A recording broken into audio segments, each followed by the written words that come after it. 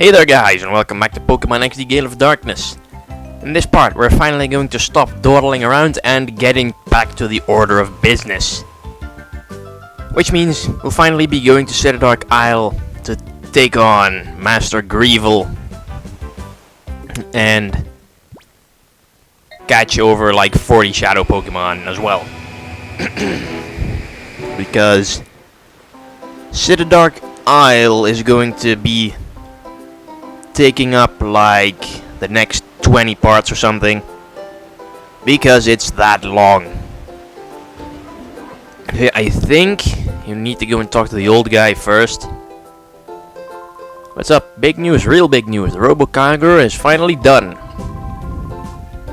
Put together, it's kind of amazing. You have to listen to my grandpa. Well, technically, old people generally only tend to babble nonsense gibberish. Technically, you don't really need to listen to them. Explained what had been happening. Well, Cipher's headquarters in Citadark Isle, and it just so happens that they have the only thing that can get us there. I get it, Grandpa. The Robo Kyogre, right? Precisely.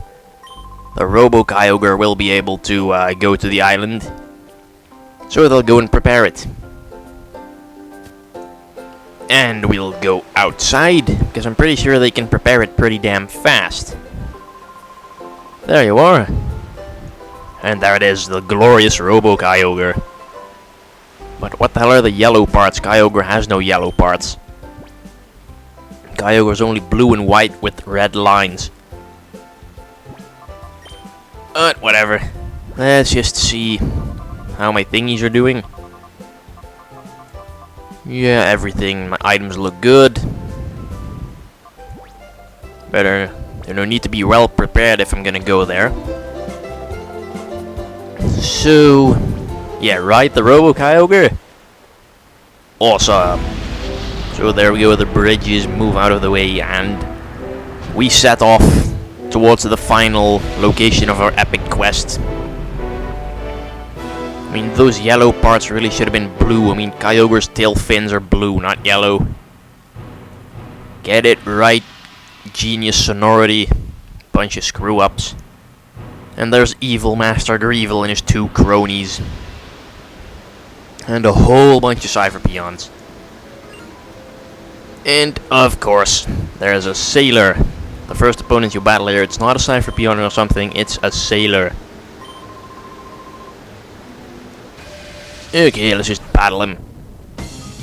Navigator Abson, let's see what he got. He has Crawdaunt and Pelipper. Did I have Ampharos up front or not? Oh sweet, Ampharos and Primeape, they're like the perfect couple for these. Ampharos can kill Pelipper and Primeape can kill Crawdaunt with a super effective cross chop. And that is if it hits. Hooray, Primeape! You actually managed to pull it off. And one hit KO with a bloody Crawdaunt. So, fuck yeah, Primeape. You the man, even though you're a girl. Oh, Mantine, that's even more Ampharos fodder. Nice. Ampharos Thunderbolt. Yeah, there's no way in hell any Pelipper is ever going to survive a Thunderbolt from an Ampharos. And Primeape's level 37. So it's finally catching up with the rest of the team. And what else does he have? A Golduck. Man, this guy has a lot of water types. Oh, okay, it's a Shadow Golduck. So sorry, Ampharos, you don't get to demolish that one. We'll body slam the Golduck, that shouldn't do too much. Body slam. Yeah, that did nothing. Except for Parahacks it, which is always nice. Shadow Rave. Woo, Shadow Rave party. And Ampharos does not like rave parties. And Primeape really doesn't like rave parties. They take away half of his health. And let's see if Primeape can live this bubble beam. Yes, he does. Despite his paper-thin defenses, Primeape's hanging in there. On the upside, he has a pretty damn strong reversal now. Except And probably not gonna use that reversal on Golduck, because that's gonna kill it. And that's not what I want. And what else does he have? A Sableye. Okay, that's not a water type, and it's also a Shadow Pokémon. But it's also completely immune to any attack that Primeape has. Primeape only has normal attacks and fighting attacks. So, it's a good thing there's no Spiritomb in this generation yet. Or maybe Primeape needs to learn Foresight or Odor Sleuth or anything. And Thunderbolt actually brings it down to awesome capturing level. So yeah, Ampharos, you're actually doing good now. Golduck Shadow Rave again, and probably Primeape's going to die now. Yes, Primeape takes a fall. That tends to happen on my team here. Houndoom and Primeape are pretty much always the fall guys. For some reason, I mean, Espeon, Ursaring, and Ampharos hardly ever die. But Houndoom and Primeape tend to take the falls for some reason. So we'll just toss a Netball on Golduck, because hey, Netballs capture water types more easily. And what is Golduck? You've guessed it, it's a water type. Even though being a duck does not necessarily mean that you're a water type. Look at Farfetch'd, for example. Even though all other duck Pokemon are water types, including the new Ducklet, which I still think is a pretty horrible name.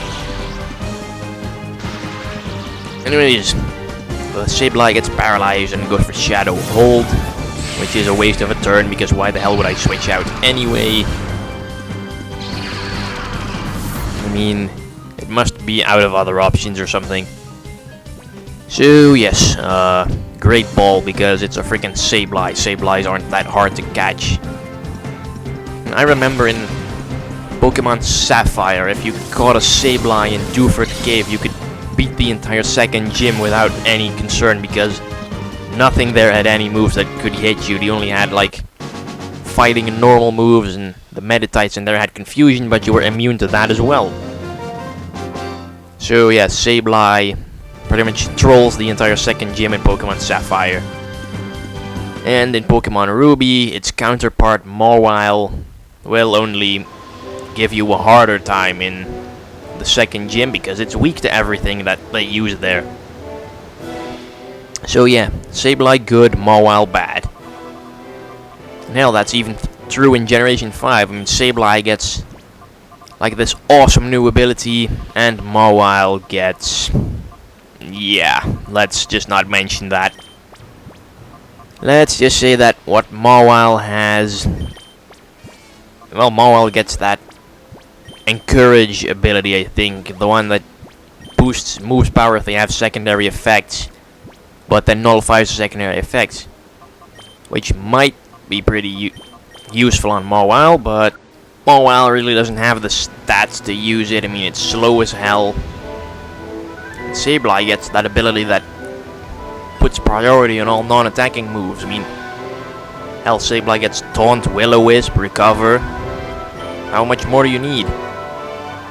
And it doesn't really matter that Sableye has crappy offensive stats, because he can run the fourth move, Trickery, or however the hell it's called in English, which like uses the opponent's attack stat to calculate damage. So yeah, it doesn't matter that Sableye has crappy attack. So yeah, I can predict Sableye being OU pretty much in Gen 5. Which is good for Sableye, because he's always sucked since he's been introduced, and it's good that he finally gets a chance to shine. So yeah, first we heal up, and then we'll explore this giant ass base.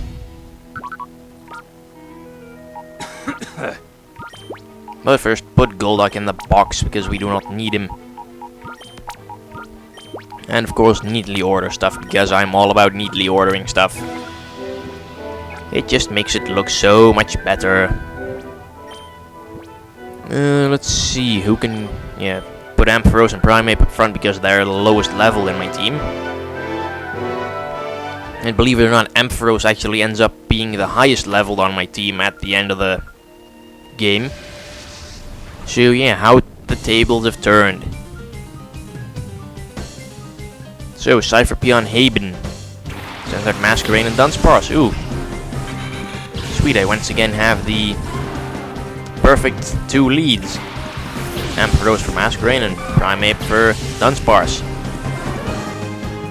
So yeah, that, except for the Intimidate, that's kind of unfortunate.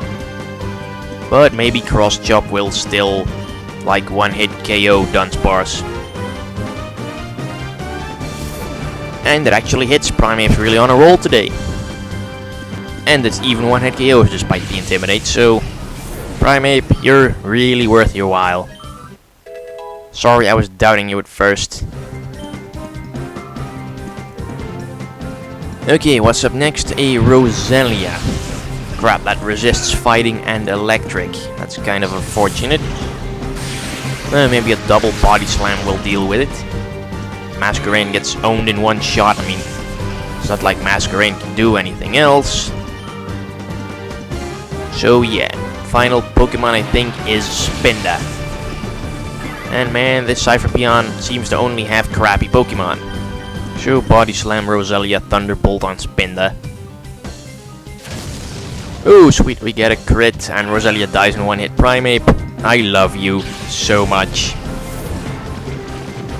Although that's kind of unfortunate. But that comes with the risk of attacking a Roselia. Okay, now hopefully Ampharos can deal with the Spinda in one hit. Yes, he can. Way to go, Ampharos. You're doing good as well. So there we go. Cipher Peon Haben's been vanquished.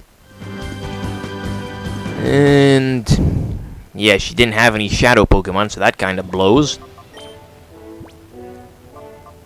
But yeah, antidotes, because we can't let Primeape be poisoned now, can we? Okay, moving on. Oh, this room's a dead end. Yeah, they also have lots of dead ends here. So yeah, that kind of sucks. There's some guy mumbling over there. You chased him off? Want to race me? You want to race me, and then you decide to battle me. How is battling racing? Has a Xatu and a Dodrio. Well, I guess, Dodrio is not the bulkiest thing around, so Cross Chop will probably wreck it in a couple of hits, and Ampharos can just deal with Xatu. Oh, Shadow Pokemon. Shadow Dodrio. Okay, I guess that does not mean wrecking Dodrio. But we can probably still Body Slam it. Or, let's just see how much a Reversal does first, because Primeape's probably going to get his ass whooped. Yes, he does. Well, then at least Reversal will do some moderate damage. Alley-oop. That's still kind of disappointing. Oh crap, not on Primeape. It's always Primeape. See, I said it. Primeape is always the fall guy. Who'd throw in? We'll throw in Houndoom. Because Espeon and Ursaring are a bit too strong. Houndoom's like among the weaker ones in the team. And Thunderbolt deals with Xatu. Perfectly fine. So yeah, that's convenient. Does he have any other flying types? I'm pretty sure he does. Or a Whiscash, that's also a possibility. Well, anyways, time's running out, so I will see you guys in the next part of Pokemon XD Gale of Darkness. So thanks for watching.